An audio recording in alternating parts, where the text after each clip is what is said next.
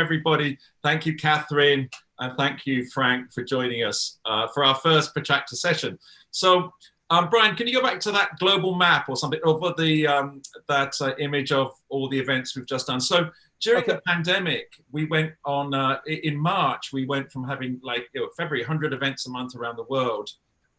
We went to having 0 at the beginning of April. We're in 1,024 cities, 1,245 cities around the world, 100 events a month. And this event at the PechaKucha Night's been running for 17 years. And it's a really, amazing global network of creativity. And suddenly this, like everything else, paused at the end of March. So we held our first virtual event. We didn't like running virtual events before. We felt it was very important to be face-to-face with people in a bar or in a venue, and you could get together. And we never really thought about going online, but we had to. And on the 9th of April, we had our first event, which was organized by PechaKucha Manchester and PechaKucha London. And then off we went around the world, and we've held over 100 events. And under our Inspire banner. And the thought about that is that in these pandemic situations or during the huge earthquake and tsunami we had in Japan, a lot of creativity and a lot of positivity comes forward. And that needs to be captured, because I think that really is the spirit of humanity. And it's been amazing. And we've connected with many, many cities around the world that we've only emailed and connected through, as I say, email and things like that. And this has allowed us to actually talk to people in Kalamazoo, in Dharamsala, in Cape Town, and talk to people we've never spoken to before. And it's been really, really interesting. Putting these events on is a bit of a nightmare with 10 or 15 speakers. And we thought that it'd be quite nice to bring people together on a theme or on something of a point of interest, and just have really short, sharp PechaKuchas on things like invisible vernacular.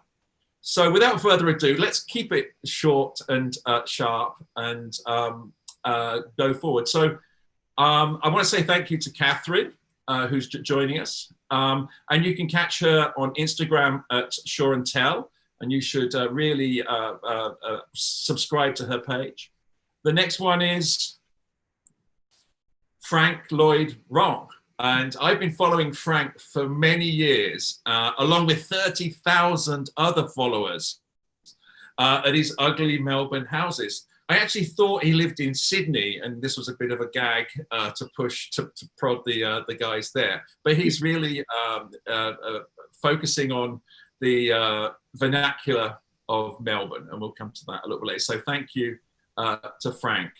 Astrid is going to keep me on time and ask all the pertinent questions at the end. And thank you for filling in while I restarted and tried to sort out my internet and microphone problems. And I'm really sorry, everybody, for that. But you know what? PechaKucha's like that, isn't it, Astrid? We have it's much better that there are these little things that happen we don't want it perfect all the time. So anyway, and that's me. Please subscribe to my, please follow me on Instagram. I'm trying to get my numbers up. So anyway, so I'm going to kick this off and do a PechaKucha. For those of you who are new to PechaKucha, which I don't think many of you are, it's 20 slides, 20 seconds, and 6 minutes, 40 seconds.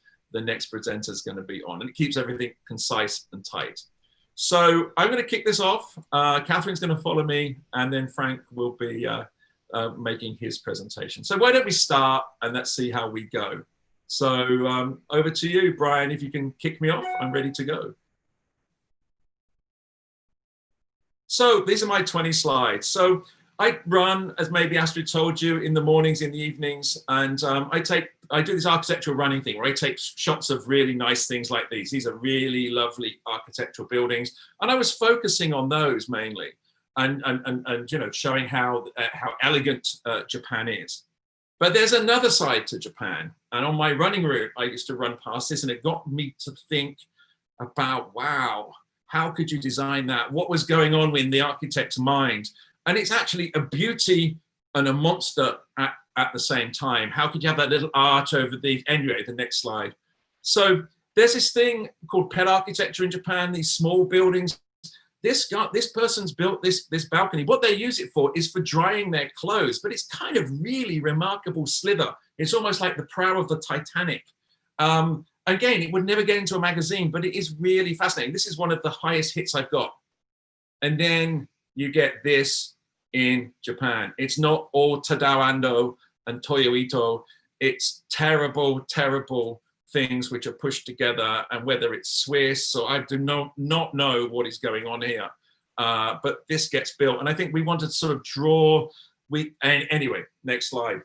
So yeah, color is kind of allowed in Japan. We have kind of lax planning regulations. It doesn't matter what a building looks like, as long as it meets the fire codes and the shadow codes, anything kind of goes. And we have these really interesting colors and paint jobs here. And the colors get stronger and stronger. They actually match Astrid's background there. It's quite clever that. I didn't realize I'd done that. But wow, I'd like a turquoise house, the client said to the architect. Or I'd like a purple house, purple rain. This is the Prince house. So again, just running past these, snapping them on the iPhone. And oh my goodness me, fantastic. It is fantastic and terrible at the same time. And I don't know which is going on there. That, you know, it is difficult to talk about it. Astrid, chime in at any time. You have to unmute yourself. So what is amazing about Tokyo is it is an incredibly green city, especially during rainy season. And this building, this is one building, and it's just completely overgrown. And it's kind of fantastic, unless you live there and open the windows and all the mosquitoes and bugs come in. But green, I'm really surprised by running around Tokyo, how much green there is in the city. And this building is really remarkable. It's like a large green tooth, really. And I drive past it every... Oh my, Mark's Wi-Fi. Go on, Mark. Your Wi-Fi dropped out a second. Okay. Anyway, I thought I'd have a break now. And I'm halfway through my presentation. And I think it's time for all us to wash our hands and disinfect our hands. This is outside 7-Eleven, and you can mosquito thing there, the mosquito coil in the little thing, and I'm ready to go. Astrid, is it still bad or not? Okay. Good. So Greenery in Tokyo, it is amazing. These are two different buildings, but look at the amount of greenery and pots around these old shops. By the way, we also love our cables in Tokyo. The more there is, the better. So again, form and windows. Well, these two buildings, see the windows, but the form is kind of interesting, and they've squeezed it in because of the light regulations. I'm not quite sure. As James Gowan, our tutor in the Royal College of Art, was said for the project on the left, it's like teaching a dog to sing because it's so messy. And then we have all these buildings which are like twins. What happens is when somebody in the family dies and you have to sell a piece of land, 50% of that goes for tax, and you have to pay the tax money. So people split their sites, they build a house themselves, and they sell the other house, and you get these twin houses. Talking about right of light, oh my goodness, they've really sorted this one out, and they've managed to get the roof going in, and in an area where you could normally build only a 3-story building, they managed to squeeze a 5 or 6-story building in there, and a fantastic spiral staircase that runs all the way through. Astrid was talking about cables earlier. I love the shadows the cables make on this building, and I think it really needs a time lapse going around the building, or watching this as the sun moves around the building, and all these amazing graphics that are the shadows on the building. Really amazing. And then you get this kind of Disneyland architecture in Tokyo too. I think somehow these rated architect. Why don't you go, Astrid, if my sound is choppy? I think especially on the one on the right, where you can see all the gas meter and all the vents. I think they make for beautiful additions. And here's the Spanish city. What is going on here with that kind of, Spanish Mexican look? I'm not quite sure, but it's very prevalent in Tokyo. You have a purple car, a maroon car as well. So my internet is super slow. I'm sorry here in this hotel room. And then you get the Richard Meyer type look from these kit houses. And they're kind of fantastic. And as I say, not so fantastic at the same time, but I kind of love them for their naivety in a way. And then, yeah, what can I say? Just bizarre things happen, yeah. There's that song, Who Knows Where Sid Barrett Lives? Well, Sid Barrett lives in either one of these two houses, I think, yeah. This little house on the right, the blue house with the window, really, really interesting.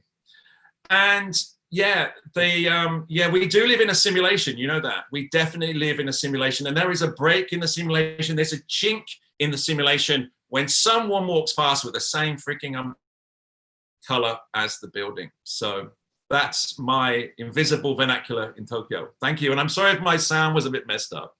Right. Thank you.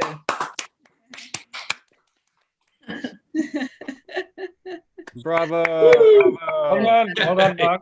Love it. Hey, was that sound too bad, Brian? How was it? I think we're grateful that you got through it, and yeah, we're gonna make. All right, I'm gonna try another Wi-Fi connection in a second. So I think you're okay. All right. Well, thank you. So we're gonna move to we said it's gonna be short and sharp. So I'm gonna move across to Catherine next. Great. She's gonna tell us a little bit about Hong Kong. And okay. If you want to give a little introduction, that's fine. And when you're ready, just say, you know, I'm ready to go, and we'll start the slides. Okay, well, why don't we just start? Because then I can explain as I go through. It's good. Jump in, short and sweet. Okay, so you can start with the first slide. Okay, so I started the Hong Kong Vernacular in Repulse Bay, and it all started with this wall. When I looked at the wall and I thought, this is the most expensive real estate in the world, and this is what they've done to a wall in the entrance, which made me start to think, well, that's kind of Hong Kong. And it's a bit like this barbecue pit that is down near the most exquisite beach. I mean, absolutely beautiful beach. It's slathered in concrete. It looks like the apocalypse.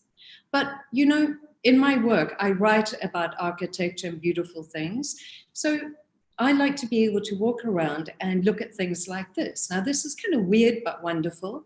It looks like a bunker, but it's actually a lifeguard hut on a beautiful beach, another beautiful beach. But you see the little conical roof and that beautiful little staircase. It's so Hong Kong. And even the sort of ugliest and most dilapidated buildings, I think, have got something that is quintessentially Hong Kong, like these very functional metal folding doors with a pattern on the top allows the light to show through. So you can always see if someone's at home. Now, this is the French Club. And in Hong Kong, you have a weird mix of colonial and Chinese architecture. And here, the sort of bandaged brickwork is something that I absolutely love. And I take photographs standing in the middle of the road, which is a bit scary because our taxi drivers are not the most patient. I love some of the bus stops in Hong Kong, and I spend my life photographing this bus stop. I'm going to sneak back in the middle of the night and try and repair it because it's starting to crumble. And I'd really love to see things like this maintained over the next 50 years.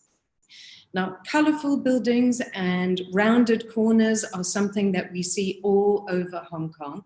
And to me, that really is our unique vernacular.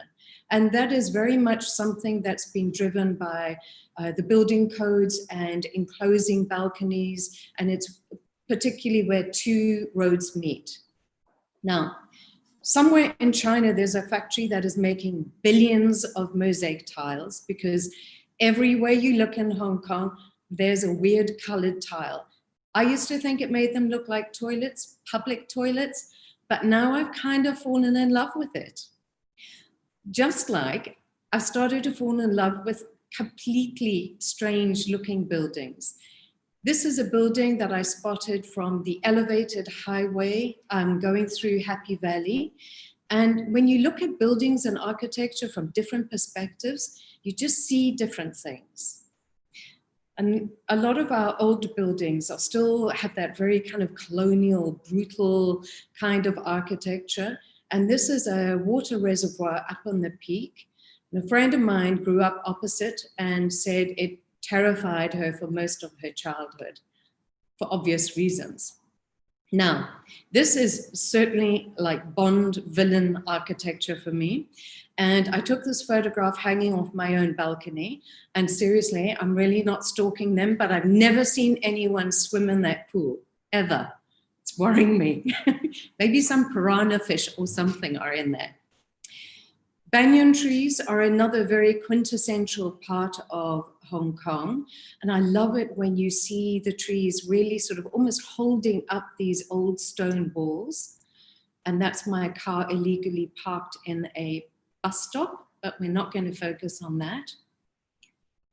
And green is another color that you see on older buildings. It's also like they had a job lot of a particular paint. And this is one of my favorite buildings in Shongwan. And apparently a coffee shop is going to be moving in there. So I'm going to get a chance to kind of go inside and see what it's like from inside as well. Now, these are really charming, beautiful little houses on Stanley Beach, very near St. Stephen's Beach. The government built them to rehouse fishermen. And this is one in a line of 8. And even though they've poured concrete all over it, I still love it. And now that I've become obsessed by vernacular, I see it everywhere, even in our little rat run elevated walkways. You see this color green, you see the pink. I don't know why pink and green is so popular, but once you start looking, you start to appreciate these little details that make your home and special.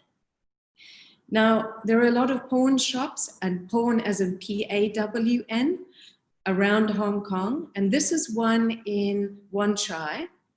And you can see on the side of the building, there's one of the traditional signs of a bat holding a coin for good luck. And this is Herzog and de Meuron's conservation project. And I really like this at Tai Kwun because it shows how you can have new vernacular with old vernacular. And the two are not mutually exclusive. I really like the way that they fit together very well. This is typical, gritty, rundown, dirty Hong Kong. I still love it. It's got a kind of collage-like quality for me. And I like to look at the calligraphy. If you look behind all the dirt, well, not too closely, but you can actually see the sort of old layers of Hong Kong. And this is Sheko Bus Terminus. It is the most beautiful Bauhaus building. Gorgeous graphics. And then look at those chevron-shaped ventilation holes in the waiting area. This is down on the beach. I mean, it's quite dilapidated, but still gorgeous. This is my last slide. The smallest piece of vernacular, a hand-beaten post box. But I really like the way that in sort of typical Hong Kong practicality, someone has added a little metal roof to it. And I love that. That's Hong Kong for me. Thanks. Wow. Thank you, Catherine. So nice. So nice. Thank you. Really, really lovely. And I mean, I spent some time in Hong Kong. And it's so many great memories there. And you think it's a very concrete city, but there are these really soft spots that you really picked up on there. So thank you so much. Catherine, Astrid and I go back many, many years, and it's really great to connect. First of all on Instagram, really, and then back again through this event. So thank you very much for joining us. And we love your gallery in the basement of your house here. So. Okay, thank you. Let's hold it there, and we'll go to our next speaker. Again, I met Frank on Instagram, and have been a fan of his critiques of the Sydney architecture scene. Sometimes designed by architects, sometimes designed by aliens, by the looks of things. So Frank, why don't we hand it over to you? Are you ready to go, or do you want to give yourself a preamble? I'm ready to go. Yeah, yeah, I think just get started. The slide's somewhat of an introduction, so let's go to it. We'll see you the other side. Yep. 20 slides are yours, man. Yep.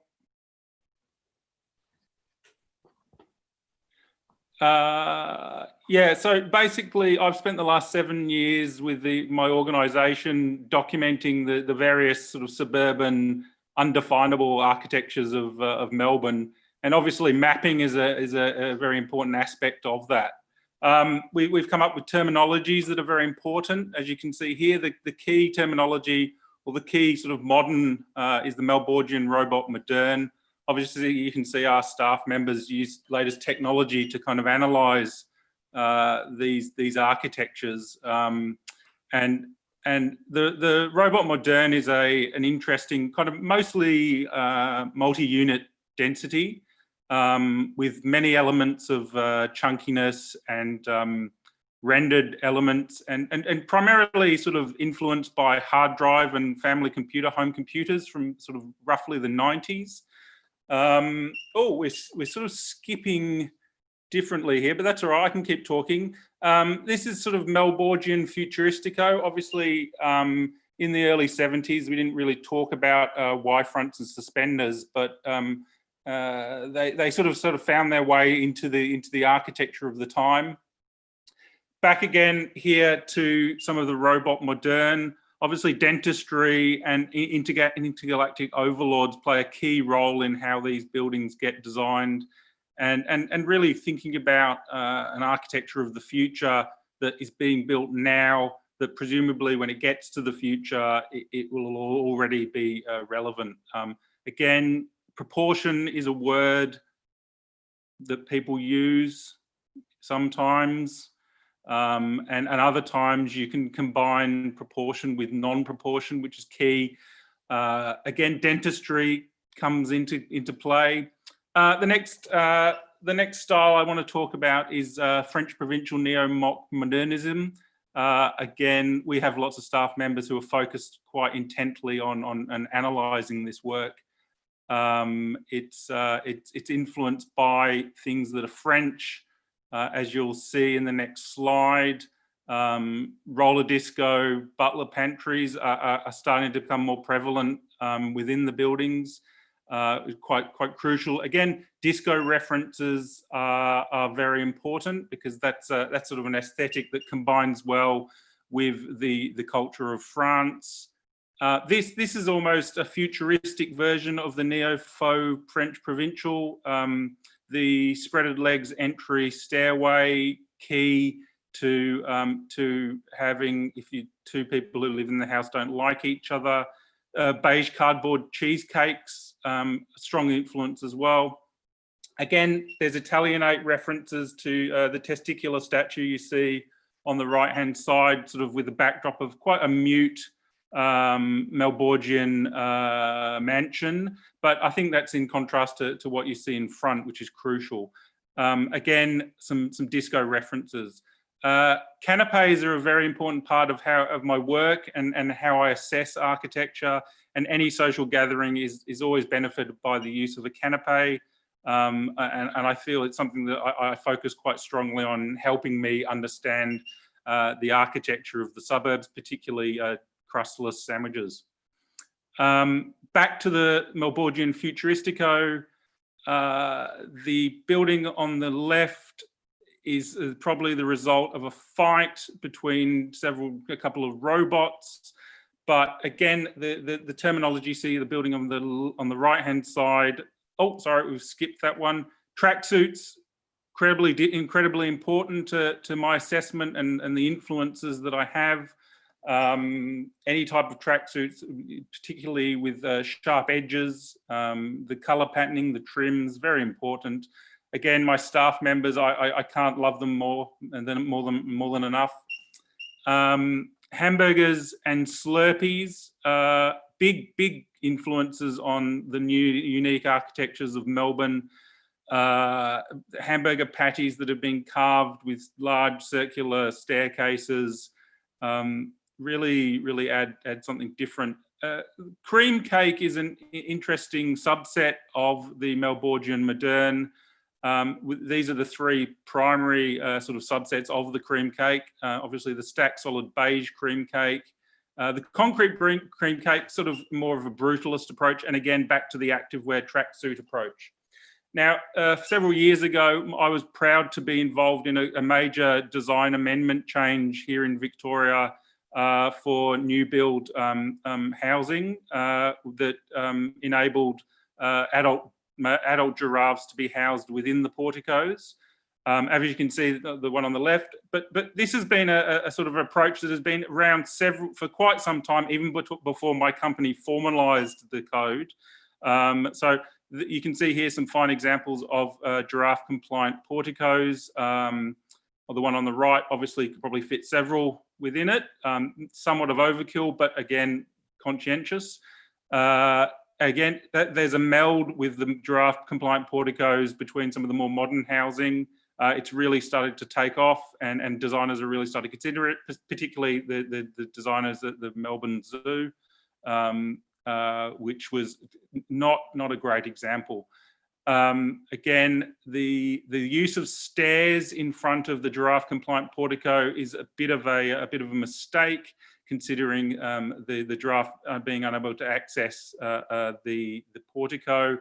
But the intent is there, and as you can see, the grandness of the portico is fantastic.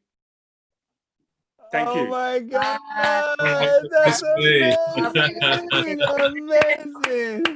Yeah, well, you know, it's a pretty serious business that I'm involved in, so I just try and you know, keep it as serious as possible. Oh my God. Wow.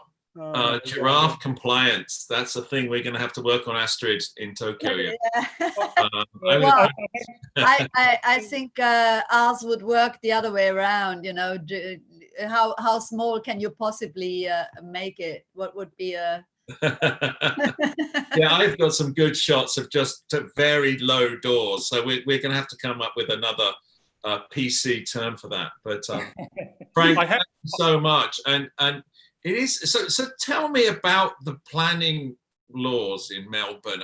Are there any? Really? Are there any? Or I mean, there's you have so much mirrored glass there. I was kind of stunned. Yeah, well, you know, the mirrored glass is a crucial element to a lot of the housing in Melbourne. It's hard to know why it's used. As I referenced the Ray-Ban roller disco. Oh, that's yeah. Look, I think that's the key element to it. You know, and obviously to hide whatever's going on inside, which sort of adds that extra level of mystery, I think, to the suburban approach. Yeah. Catherine, is there any cheesecake architecture in Hong Kong you could put your finger on?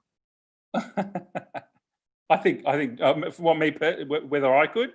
Oh, look, Catherine could. In Hong Kong, yeah.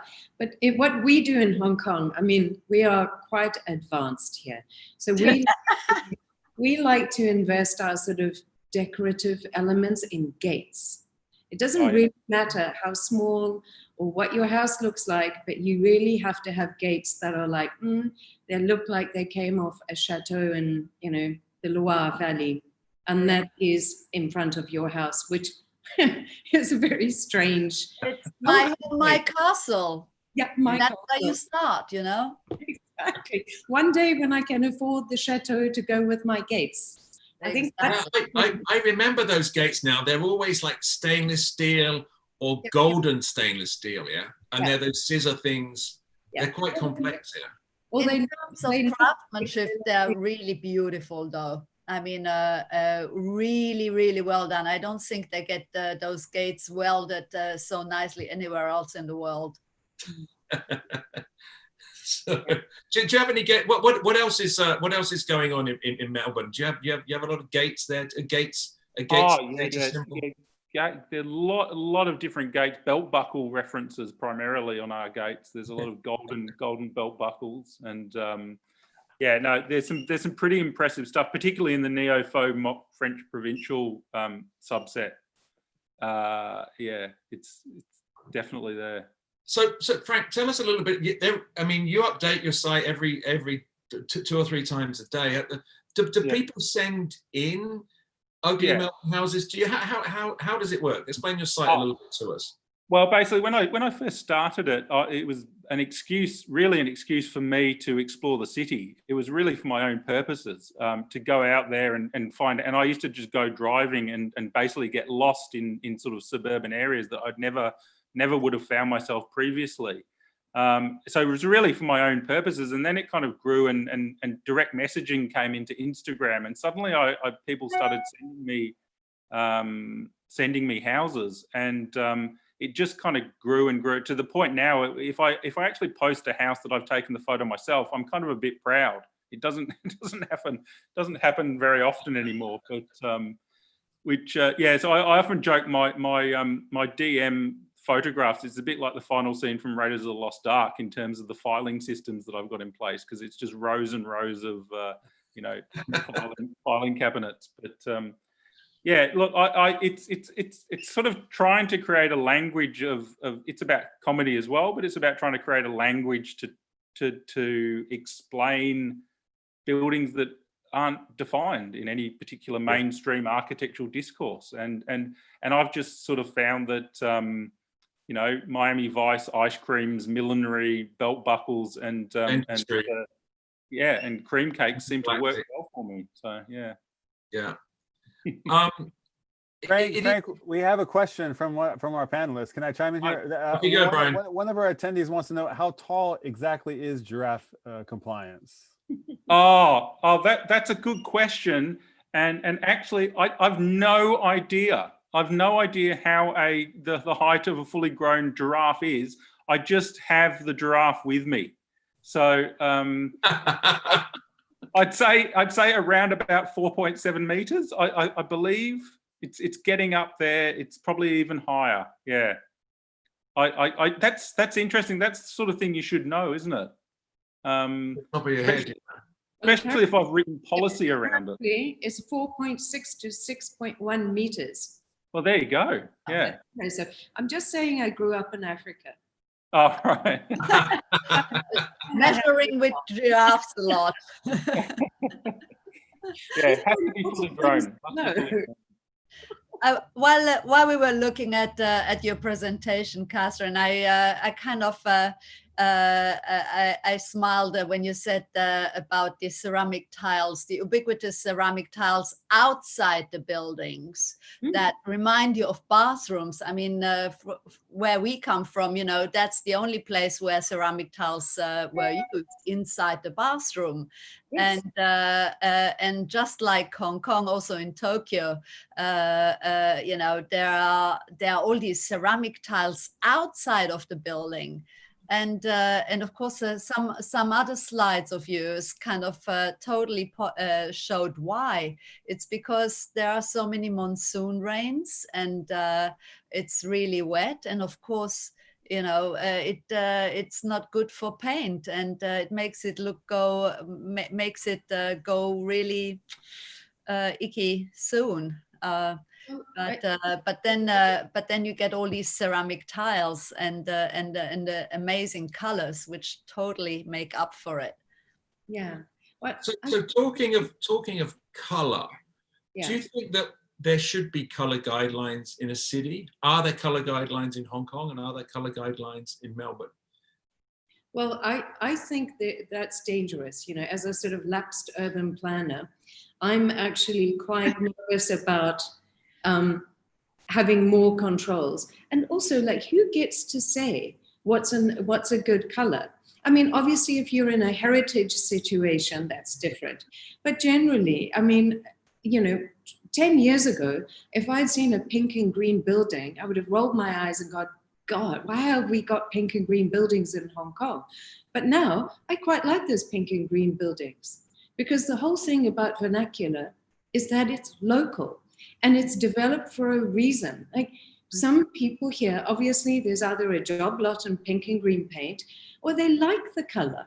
And it's different to everywhere else. I'm not walking around East London seeing pink and green buildings. And I quite like the fact that now that we're spending more time in our own cities or countries, that we're starting to look at those kind of idiosyncratic, crazy, sometimes not even attractive things, but it doesn't matter because it's our home. Right, right. But yeah, I agree. I think the you know, the sort of the garish buildings that I come across, I absolutely love them. Like I think the use of color is absolutely vital in the city, particularly, you know, you think about places like Buenos Aires and La Boca and those areas where it's just sort of an organic growth of color, and also Tokyo. I think, yeah, I love those buildings. Yeah, it's a little bit sad in Japan that color guidelines are coming into force now. In some areas there are none. And we've done this building up in Hokkaido where we've pixelated these massive 40-story towers. We came up with the design in about 3 or 4 weeks, and there were no planners. You know, it was kind of amazing. The other story is, Astrid, yeah, the projects up in Hokkaido, where in snow country, you're not allowed to do them white. yes, that's a couple of years later when we did a building there, and we thought, wow, how about a nice white building in the snow? You know, it would disappear in the snow. Wouldn't that be lovely? No, it's not a natural color. What? Snow is natural? Yeah. Anyway, we were not allowed to do a white building.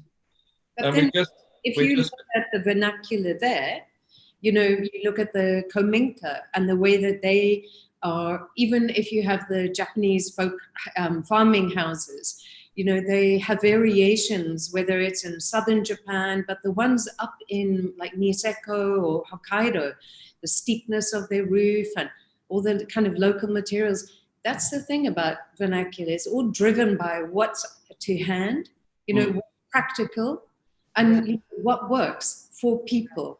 And I think that's actually why people quite like it, right? Right. It's real. Yeah.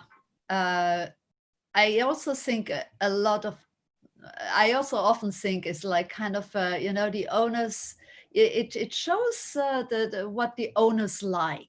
And, you know, I like a yellow building, except, you know, they like yellow, but they never realized how it looks on a whole house, you know.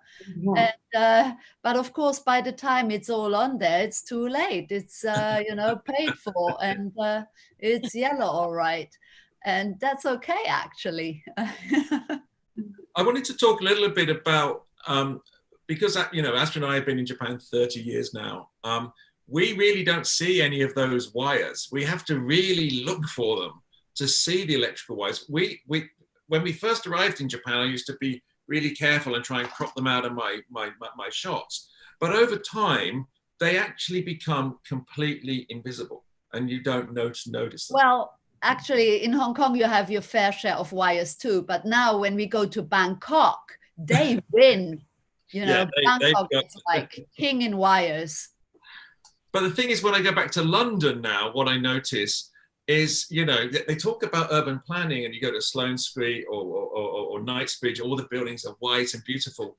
But parked in front are these double parked cars, which are nowhere near as new as the ones in Japan. They're all ugly colors, they're all rusting. And there's no plan, they're not allowed to put any color on the buildings, but you can have these disgusting cars, brightly colored, that litter the streets, you know. And but when you live in London, you don't see them. You're oblivious to them, and it's kind of interesting, this duality. So, what did you spot when you first went to Hong Kong that you don't see now, Catherine? You know, it's interesting because I came to Hong Kong from Africa, so I was obsessed by, you know, the very first day I got to Hong Kong, my friends took me to Big Wave Bay. And I was like, I live on an African beach. I don't want to come to Hong Kong to see a beach. I want to see skyscrapers. I want to see glass. I want to see high density buildings. That's why I came to Hong Kong. So, I mean, I've lived here on and off for 20 years and 10 years in Tokyo. Now I find I actually look more closely, and I'm looking at all those kind of in-between spaces. So I still love, you know, my IMP, Bank of China. I love Caesar Pelli's, IFC. you know, I love it when, you know, Herzog and de Meuron are doing this amazing M+ museum. I follow all of those. And, you know, my taste is quite contemporary, very modernist. But yeah, I love all the little bits in between that I'm seeing almost for the first time now. Since I started posting on Hong Kong Vernacular, I find I'm looking for those. Yeah. And then I'll post a picture like of those blue tiles. Now those blue tiles are actually a wall on a walk that friends of mine do every day from Repulse Bay to Deepwater Bay. And I can't tell you how many of them emailed me saying, where's that? That's not on that walk. Like it is. And then they, oh, look, I'm going to go find it. And then they go down and they say, wow, I found it. I walk past it every day. Right. Yeah.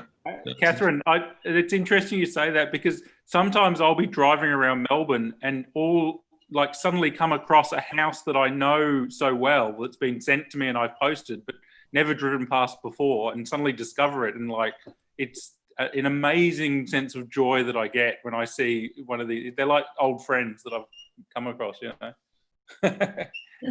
I'm so scared that you're going to find my family home in Black Rock. I see it on your thing. I'm going to be like, okay. Oh, it's an honor. It'll be an honor. Hey, Catherine, I grew up in Black Rock, so you know. Cool.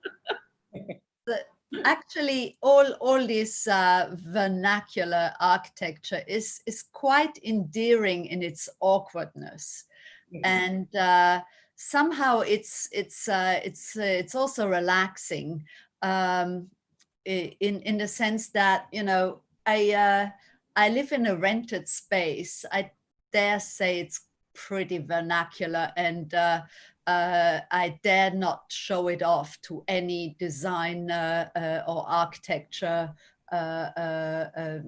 you know, professionals, because, you know, as you're always expected to live in these amazing contemporary architecture, immaculate spaces. And I'm not. But we design for everybody else, yeah. Yes. We design that for everybody else, and that's the problem. You know, I kind of once I spent a year or two on it, I want to move on and do something else, and so that's the problem. I don't think I could ever live in one that I designed myself. So these in the meantime, these awkward vernacular mansions in Tokyo will do fine, and they got tiles on the outside. So, hey, and Frank, stained glass window in the entrance. Oh my God! What is it? Hey Frank, you're that picture of that staircase, that elliptical double staircase going up, the spread legs staircase, as you call it. Yeah, we have a thing with houses. We design a house, and they're by the time the house is finished, the couple have generally divorced. Yeah, it's a got nothing thing. To do with us. Got nothing to do with us. But I think the pressure of choosing taps and wallpaper, no, it really does. It really does. Machines, I think, can do it.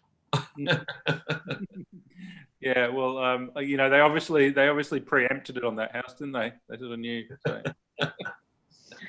Absolutely. Now, those houses in Melbourne, they're not. That they built on spec, some of those, or are they looking for dentists or accountants, or or are they actually built for the what do you think the percentage is of? Look, there's not a great high percentage of architect involvement in a vast amount of building that happens in Melbourne.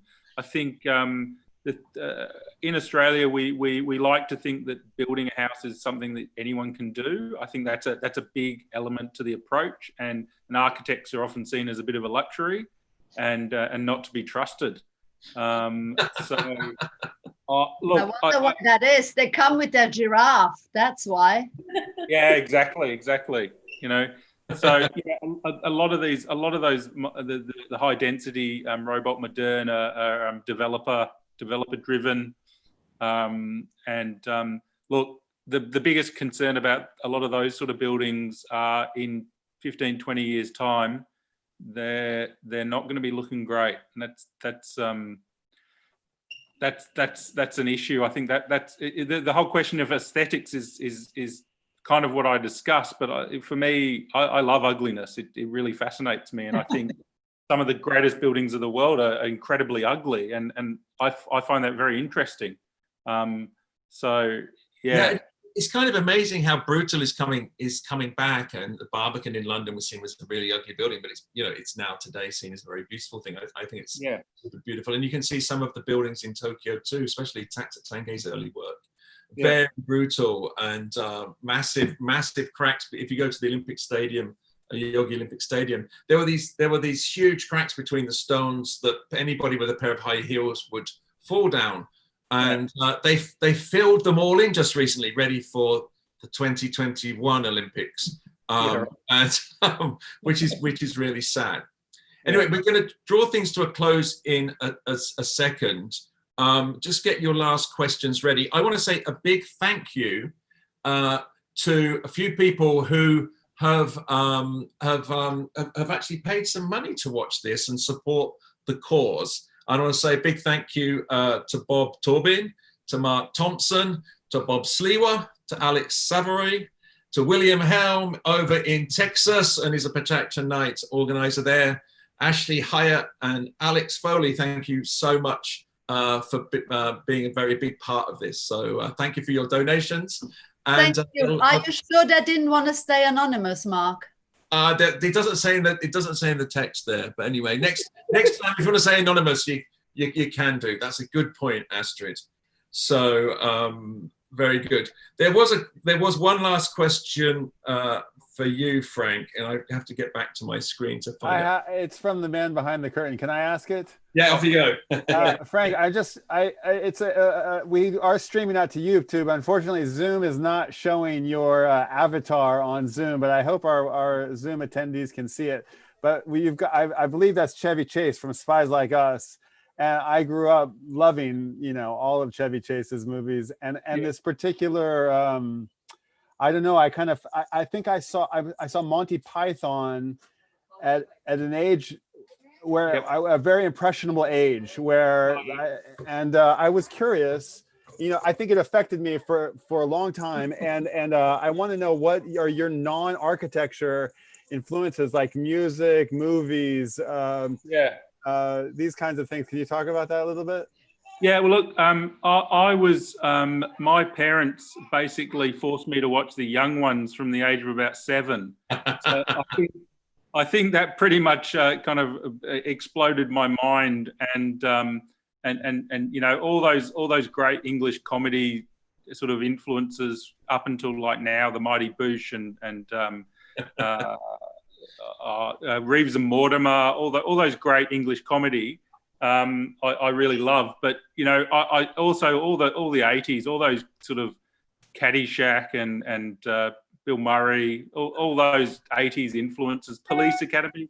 I rewatched all the Police Academy movies the other day. That was big when I was growing up, and I just love that kind of styling, and it kind of lends itself really beautifully to how I describe the houses, because there's a real 80s feel to a lot of these houses anyway. Thanks for that. Catherine, you answered. I had a question for you, but you answered it. But it was you had said you have sort of a contemporary taste. My kids are playing piano. Paul, come on, buddy. But I was wondering, just if you had mentioned in the green room session that occasionally you'll have some people who are adamantly disagree with your impressions and sensibilities on things. And I was wondering, you did mention that you had this particular taste, but I wondered if your readers had an impression of you that's maybe not you, or what are you known for, and maybe what's a misnomer that you'd like to dispel? Well, I think, when I write for magazines, or if I'm writing books about architecture, I tend to be drawn much more to modernist architecture. I really do love that. Japanese architecture. I'm writing a book at the moment about Kominka. I do love that. But then I think it's the nice thing about Hong Kong vernacular is it is vernacular if I say it's vernacular. So I don't just do buildings. I posted a picture of a cat sitting in a spice shop, and I can't tell you how many emails I got from people, including architects, saying, a cat is not vernacular. And I was like, I'm sorry, it is. Because I say it's vernacular. Because you don't get one of those shop houses selling stuff without a cat. It is part of our vernacular because I say so. So I quite like the freedom that having the Hong Kong vernacular gives me, outside of the kind of rigor that you have to bring when you're writing a book about something, about design, about architecture. No, and I think on that point, we'll draw it to close. We promised. Hang on, Mark, hang on. I just want to kind of say a kind of reassuring ending here. I just want to make sure that we are celebrating the vernacular. We're not shaming anybody, okay? We love it and we keep adoring it, right? No, I think that's really important. And giraffes. What's interesting is Japanese people comment on my posts. It's like, why are you posting this? Isn't this is normal?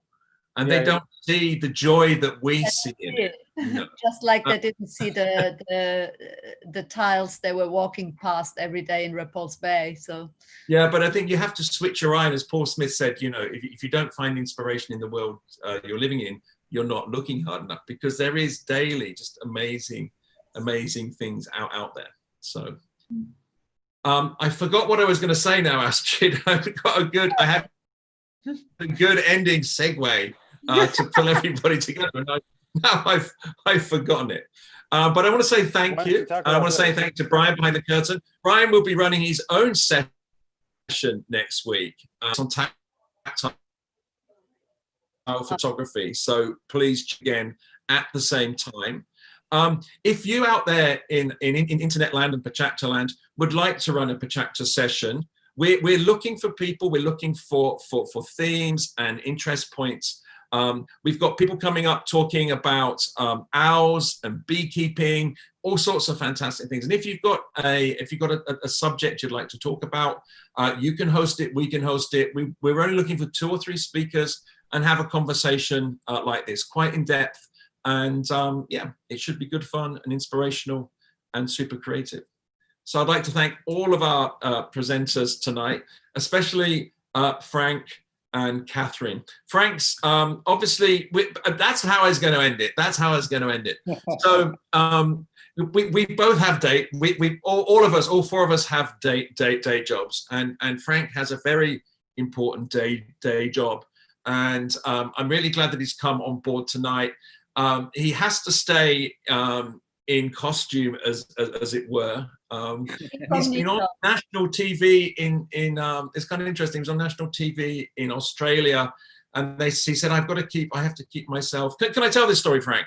Yes, go ahead. Well, why don't you tell it as the end? It's a little good story. Maybe not. Let Frank tell it. About 3 or 4 years ago, I was interviewed on a national breakfast TV show about the page, and I went down to Channel 9 TV studios, and they took me into this boardroom where they were going to film the interview, and the lady asked me if I wanted to have my face hidden and my voice changed, and I was like, oh yeah, well, let's do that. And she said, yeah, well, that's good, because that's what we usually do with rapists, and made me quite I suppose question the what I was doing, but not a keep my identity. Yeah, I think the costume looks much better. Yeah. So on that note, I want to thank you all again for joining our first PechaKucha sessions. Please tune in again next Wednesday, where Brian will be talking about photography with all of his friends. And we'll see you soon. And get in touch if you want to run a PechaKucha session. Thank you. Thank you, everybody. Bye, Thank everybody. you, Frank. Thank you, Frank. Everybody. Bye, everybody. Bye-bye. Next time.